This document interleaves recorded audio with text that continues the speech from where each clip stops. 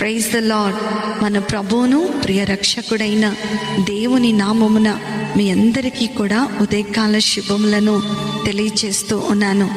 యేసుతో అనుదిన ఆత్మీయ ప్రయాణం, a spiritual walk with Jesus అనేటువంటి అనుదిన ధ్యానములో నాతో పాటు కలిసి ఏకీభవిస్తూ ఈ వాక్యము ద్వారా బలపరచబడుతూ ఈ వాక్యములోనికి మీరందరూ నడిపించబడుతున్నందుకే దేవునికే మహిమ కలుగును కాక.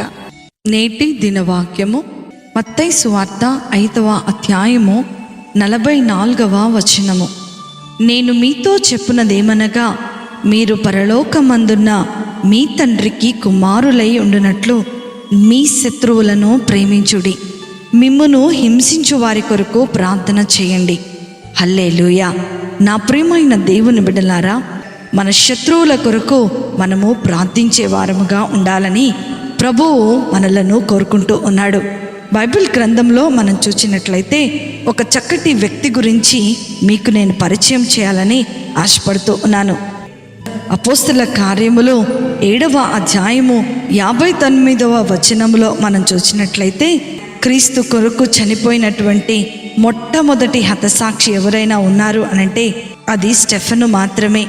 స్టెఫెను విశ్వాసముతోనూ పరిశుద్ధాత్మతోనూ నిండుకొనిన వాడును, దేవుని యొక్క కృపతోనూ బలముతోనూ నిండుకొని ఉన్నట్లుగా మనము అపోస్తల కార్యము 6వ అధ్యాయము 7వ అధ్యాయమును చూసుకున్నట్లయితే ఈ 2 అధ్యాయాలలో స్టెఫెన్ గురించి చాలా చక్కటి మాటలు లెక్కించబడటం మనం చూస్తూ ఉండవచ్చు.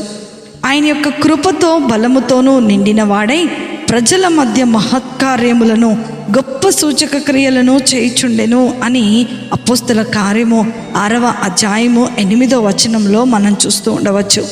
భూమి మీద నుండే దేవుని మహిమను పరలోకమున్నటువంటి యేసు ప్రభువారిని చూచినటువంటి వాడు కూడా స్టెఫెను మాత్రమే.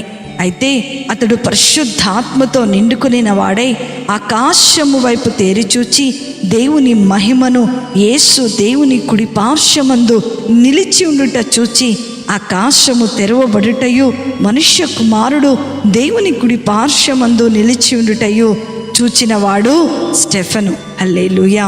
యేసు ప్రభువారికి సాక్షిగా నిలుస్తూ శత్రువులను సహితము శమించగలిగినటువంటి గొప్ప మనస్సు కలిగిన వాడు ఈ యొక్క స్టెఫెను. నా ప్రియమైన దేవుని బిడ్డలారా, క్రైస్తవ విశ్వాసులమైన మనము చర్చ్కి వెళ్తూ ఉంటాం, దేవుణ్ణి ఆరాధిస్తూ ఉంటాం, అన్ని ఫార్మాలిటీస్ కావాల్సినవన్నీ కూడా మనం పాటిస్తూనే ఉంటాం, క్రైస్తవుల్లాగా చలామణి అవుతూనే ఉంటాం.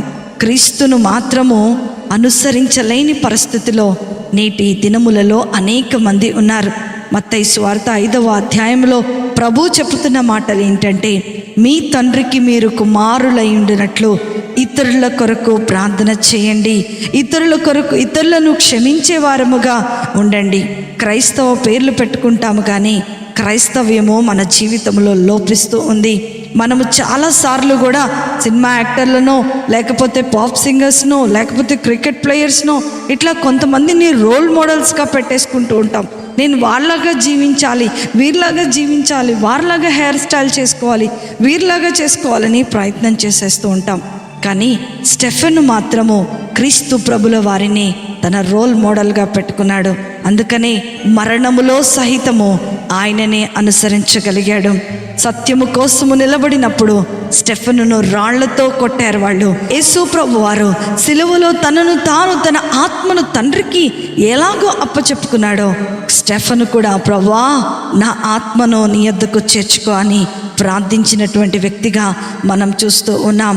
ప్రభు కొరకు మొరపెట్టచ్చు, ప్రభువా నా ఆత్మను నీకు అప్పచెప్తున్నానని అపోస్తల కార్యం 7వ అధ్యాయము 59వ వచనంలో మనం చూస్తూ ఉండవచ్చు. యేసు ప్రభువారు తనను హింసించిన వారి కొరకు ఎలాగూ విజ్ఞాపన చేయగలిగారో స్టెఫెను కూడా అదే మాదిరిగా అనుసరిస్తూ విజ్ఞాపన చేయగలిగాడు.